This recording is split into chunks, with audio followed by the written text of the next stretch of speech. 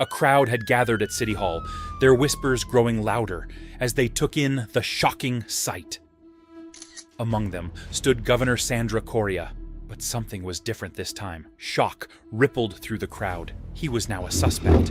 The very person who had been trusted to lead was now accused of misusing funds meant for life-saving hospital equipment, the very equipment that could have saved countless lives in the community. Just days earlier, a team from the elite Special Armed Division, known as Die Folks, made an unexpected visit to the governor's lavish home. But they weren't there for a casual chat. No, they had come with one clear purpose: justice. After a tense, thorough search, they arrested him, taking the once powerful governor down in an instant. The weight of the moment was unbearable, the fall of a man once untouchable, now facing the consequences of his own corruption. The investigation was placed in the hands of two agents, Miguel and Edu. They took the governor to a tense interrogation room, where the walls seemed to close in, and the atmosphere was thick with intensity. The evidence they laid out was undeniable, damning proof of her financial misconduct. In a recorded conversation, the governor didn't hold back. He declared that he wouldn't hesitate to harm anyone who dared expose him, whether it was to the public or the authorities. He even tried to sway the prosecutor's office with bribes, hoping his wealth would soften the blow of justice. Shortly after, the governor's lawyer paid him a visit. He asked casually about the governor's family, who were off enjoying a vacation in Miami. But then, the conversation took a serious turn. The lawyer revealed that he had been in touch with the prosecutor's office. The news is, Governor Correa would be allowed to spend some time at home, but it was only until his trial began. For a brief moment, the governor felt a flicker of hope. Maybe, just maybe, he'd slip out of this mess. With a renewed sense of control, he told his lawyer to arrange for his personal security. He had a doubt that someone might come after him because of the scandal. As it turned out, the prosecutor's office didn't have enough evidence to keep him behind bars for now. So, they released him with strict conditions. He could go home, but only temporarily, while they continued their investigation. Meanwhile, agents Miguel and Edu, having done their job for now, were also granted permission to go home. When Miguel returned home, he found his daughter sleeping on the sofa. He calmly moved her to her room, and suddenly, she woke up, saying her dad goodnight, and saying he's proud of her dad for his efforts to stop wrongdoers. The next day, Miguel had planned something special. He was going to take his daughter to a soccer game. He was looking forward to it, a rare moment of joy. But when he arrived, his ex-wife was already there to pick up their child, leaving him with mixed feelings. Things took an unexpected turn when he got to the office. His superior had some shocking news. They were terminating his team, and the entire investigation into Governor Correa's financial crime was being handed over to the military police. Miguel had poured his heart and soul into that case for months. To have it taken away felt like a hard hit, a deep betrayal. He was furious. He disagreed with his superior's decision, but there was nothing he could do, feeling the weight of the injustice on his shoulders. As he walked out, his friend and colleague Edu reminded him of the promise he'd made to his daughter. Miguel hesitated for a moment. His daughter was waiting. Miguel rushed to meet his daughter, his heart racing with excitement. He couldn't wait to see her smile. His daughter's face lit up when she saw him, and all the frustration of the day seemed to melt away. But then, something unimaginable happened. As they hurried along the street, an unexpected and horrifying incident occurred. In a heartbeat, Miguel's world shattered. Someone fired a shot, hitting his daughter. He froze, stunned and horrified, his mind racing. His heart pounded as he scooped her up and rushed to the hospital, desperate for help. The nurses moved quickly, whisking his daughter into the emergency room. Miguel was told to wait outside. But as he glanced around the crowded hallway, he noticed the faces of other patients waiting in distress. They, too, needed better care, and it was painfully clear.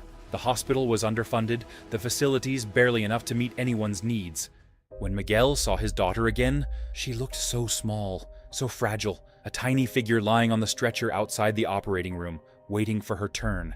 Despite all his desperate efforts, the delay in treatment and the shortage of blood had cost his daughter her life. He sat, frozen in shock. Moments later, his ex-wife burst into the hospital. When she learned what had happened, Her anguished cries pierced the sterile, lifeless halls.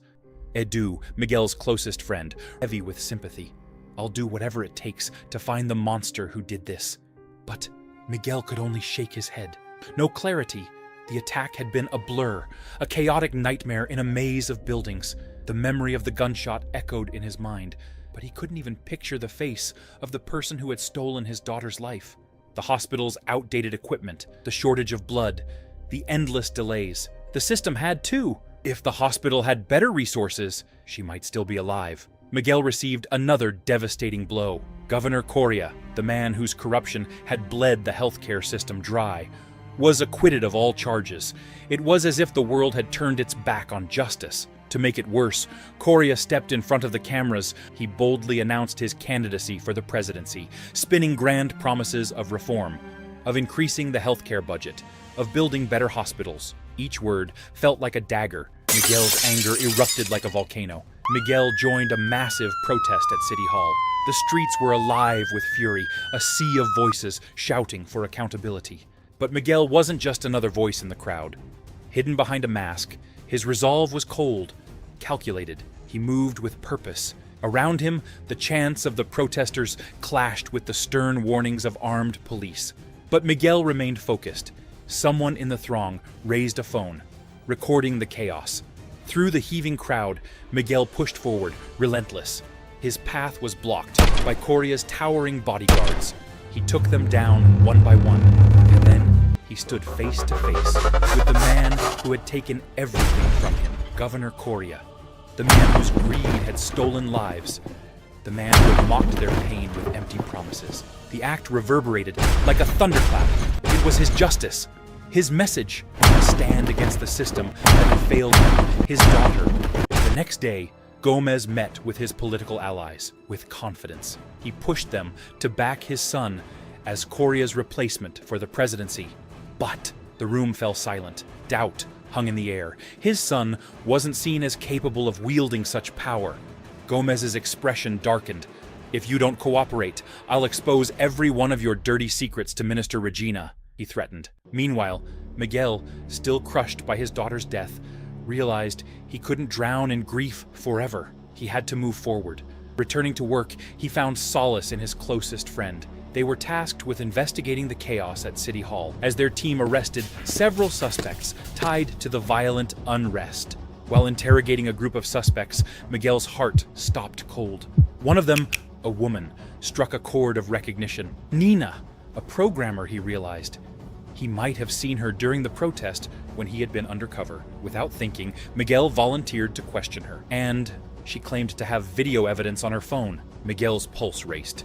With no other choice, Miguel reluctantly agreed to let her go, but he had to retrieve her phone. He had to keep it from falling into the wrong hands. He handed her the phone, only for Nina to do something unexpected. She looked him in the eyes and offered her help. "I want to expose the truth," Nina said, her voice steady. "The funds, the equipment, the corruption." Miguel paused. Could he trust her? Nina's skills were unmatched. Together, they worked quickly. Nina hacked into Coria's personal laptop, her fingers flying over the keys with precision. What they found was more than they could have imagined. Evidence of corruption so deep, it shook Miguel to his core. It wasn't just Coria. Gomez and his political allies were in on it too. Miguel's grief had shifted into relentless determination. He focused solely on taking down the corrupt officials responsible for his daughter's death. The mask he wore, dismantling the system, one politician at a time. Every takedown, Miguel felt a small sense of justice, reclaiming a piece of himself with each victory.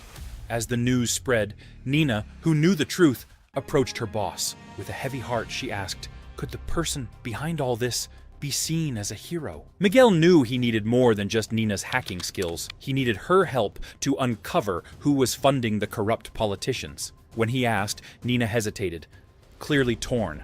Her loyalty was stretched thin. But Miguel made her an offer she couldn't refuse. He would help reduce her mother's unjust prison sentence for a crime she didn't commit. It was a bargain that could change everything. Later, Nina visited her mother in prison. Nina spoke about the importance of truth, but her mother's response cut deep. "Truth is subjective," she said. "It's different for everyone," leaving Nina with a mix of anger and doubt. The weight of her mother's words didn't stop her. She would help Miguel. Using her skills, Nina hacked into a surveillance camera system in a building where Gomez was meeting Regina. Meanwhile, Miguel had to tread carefully. Pretending to work on the serial killer case, the killer, known as the Awakener, Miguel could feel it. Edu's demeanor had shifted. The suspicion in his friend's eyes was unmistakable. Miguel forced a smile and suggested casually, "You've been working non-stop, Edu. Take a break. Step away for a bit. You deserve it." With Edu seemingly out of the picture, Miguel pressed on with his secret mission, confident that he had bought himself some time. Little did he know, Edu's investigation led to a shocking discovery.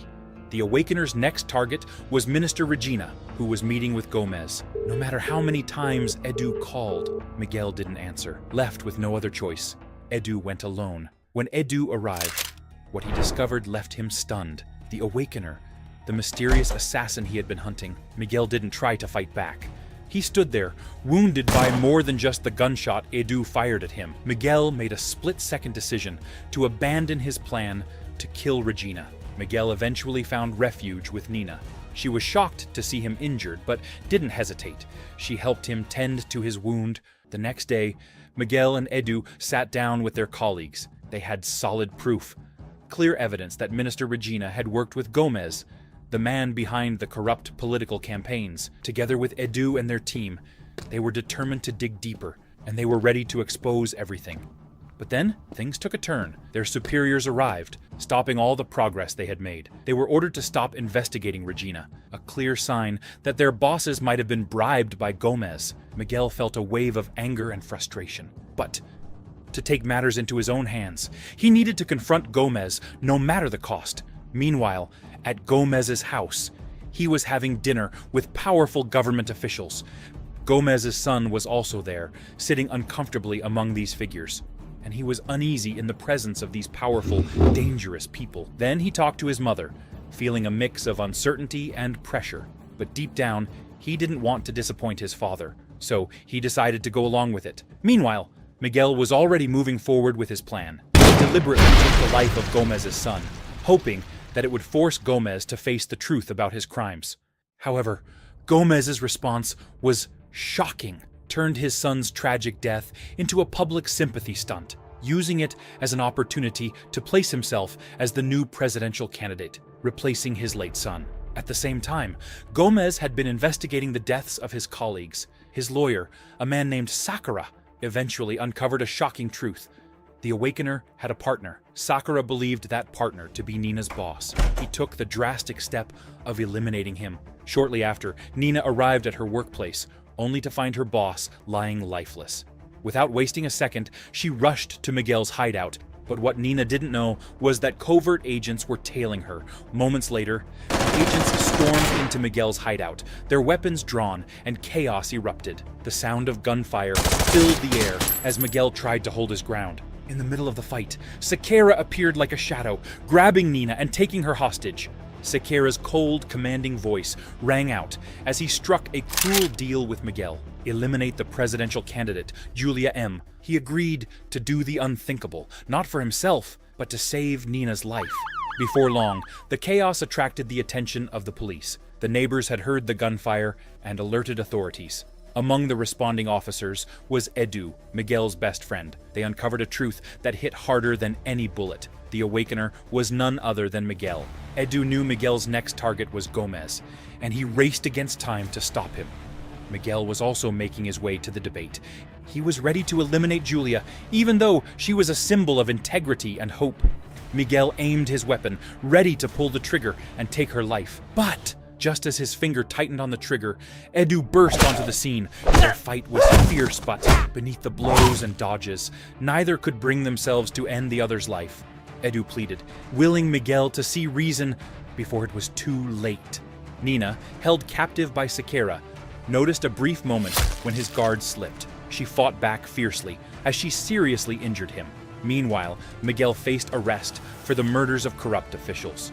Edu brought in Miguel's ex-wife. Hoping to change Miguel's mindset, she pleaded, "Our daughter would be deeply ashamed if she knew what you've done." While in prison, Miguel's eyes fixed on the TV, Gomez was gaining overwhelming public sympathy following his son's death. Just as Miguel was preparing for questioning, one of his superiors attempted to silence him permanently. But Miguel, always alert, turned the tables. He neutralized the threat. Now aware that Gomez was on the verge of becoming president, he armed himself and headed for the Parliament building, where Gomez celebrating their seemingly unstoppable victory. Without hesitation, Miguel stormed in, eliminating Gomez's men one by one with precision and fury. When he finally stood face to face with Gomez, the corrupt politician tried to justify his actions. But Miguel had reached his breaking point. Without a flinch, he pulled the trigger, ending Gomez's life. Miguel found himself surrounded by Gomez's henchmen. Miguel wasn't foolish. He had prepared for this. With a calm resolve, he activated a bomb planted in his car. The explosion rocked the entire building, bringing it crashing down with Miguel inside. The next day, forensic experts searched the rubble, but only found the iconic Awakener mask. Miguel's body was nowhere to be found. The movie concludes with a haunting shot of the Awakener, or someone wearing his mask, standing atop a building. The question remains, is this Miguel miraculously alive, or a UW figure taking up his mission to eliminate corruption?